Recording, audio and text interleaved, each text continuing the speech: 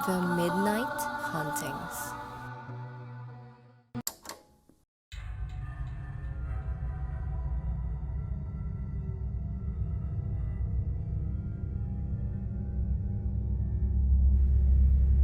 Magandang araw mga ka-midnight.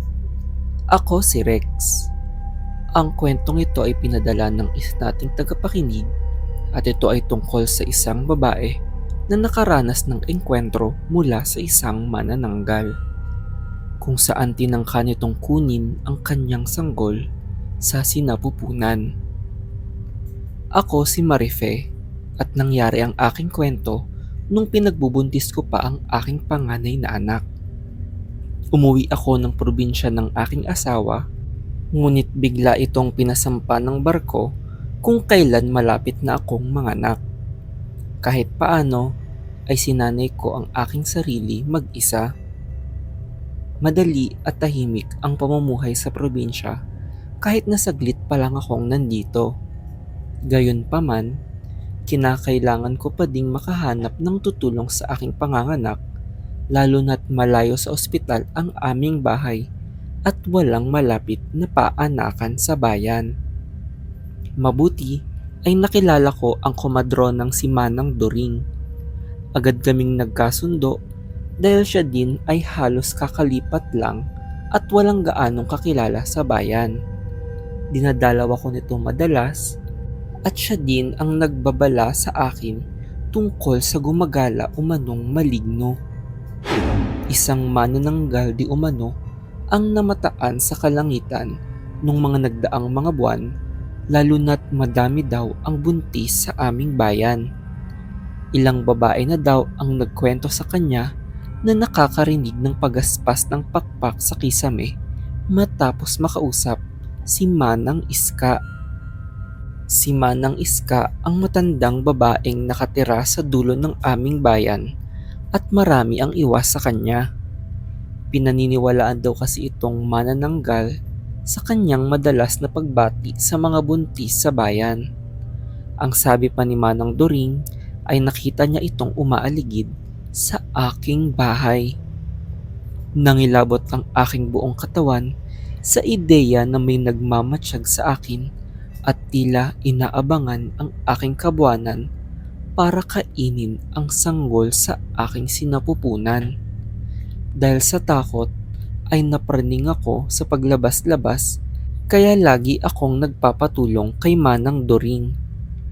Iniiwasan ko ng lumabas ng gabi sa takot na baka makita si Manang Iska malapit sa bahay o kaya naman baka maabutan itong nakaanyong manananggal. Mabuti na lang ay madalas akong sinasamahan ni Manang Doring at hinihilot ako hanggang sa makatulog. Laking pasasalamat ko din sa kanyang pagsama sa akin dahil nararamdaman kong mas sumisigla ang aking pagbubuntis. Napapansin kong tila dinadasalan din nito ang aking tiyan para protektahan ang aking anak. Kaya tinanong ko kung anong langis ang pinapahid niya sa aking tiyan. Ayon sa kanya ay galing daw ito sa kanyang nanay kung saan ginagamit daw pantaboy sa mga masasamang nilalang. Nagpasalamat ako sa kanya, ngunit napansin kong tila nag-aalala ang kanyang itsura. Ayaw daw sana niya sa akin ibalita ang nangyari dahil ako ay buntis.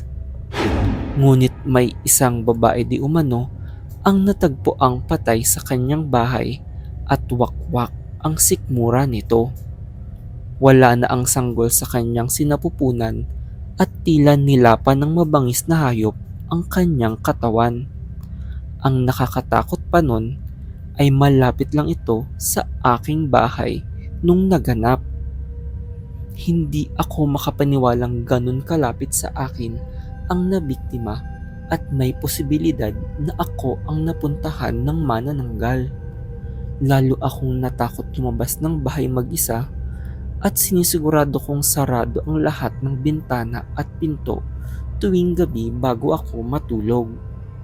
Ilang linggo akong napraning at kahit si Manang Doring ay hindi ko na muna pinapapunta sa takot na baka pati siya ay masundan ng manananggal sa iba pa niyang buntis na pinupuntahan. Nang malapit na ang aking kabuhanan, ay mas lalo akong natakot para sa aking anak. Gabi-gabi akong hindi makatulog dahil nagigising ako sa bawat kaluskos na maririnig ko sa labas ng aking bahay. Unti-unti akong nanghina at nangayayat dahil sa aking pag-aalala ng ilang linggo. Sinusubukan akong tulungan ni Manang During, ngunit mas lumala ang aking takot. Dahil madami na naman ang nakakakita ng manananggal na umaaligid sa aming bayan. Kahit ako mismo ay kinausap na ng mga tindera sa bayan na mag-ingat dahil ako ay buntis.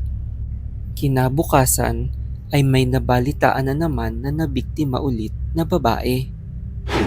Natagpo ang nakahandusay sa sahig ang isang buntis at tila nanlaban nito sa manananggal bago pumanaw.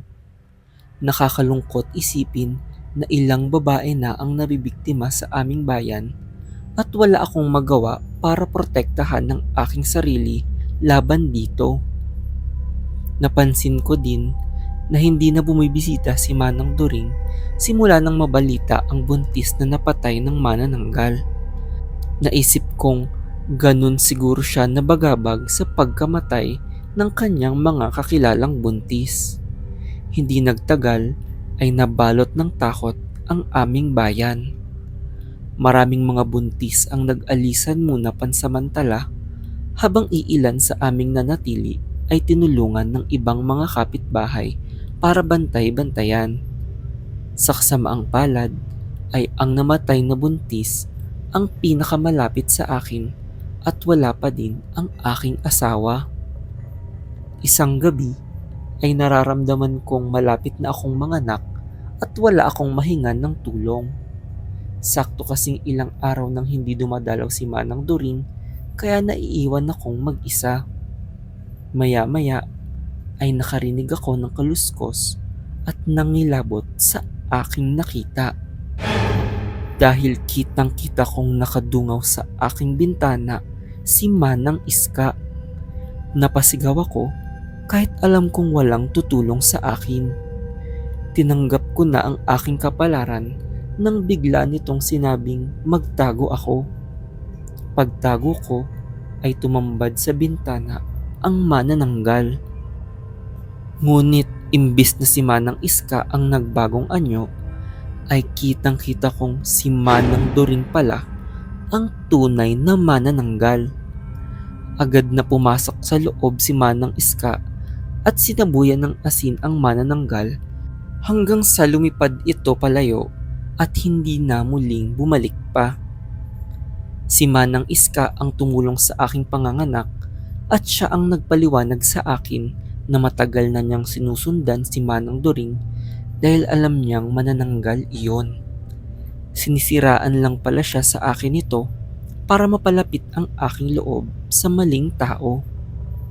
Kaya din hindi ito nagpakita ng ilang linggo sa akin ay dahil nasugatan ito ni Manang Iska sa tangkang pagligtas sa huli nitong biktima.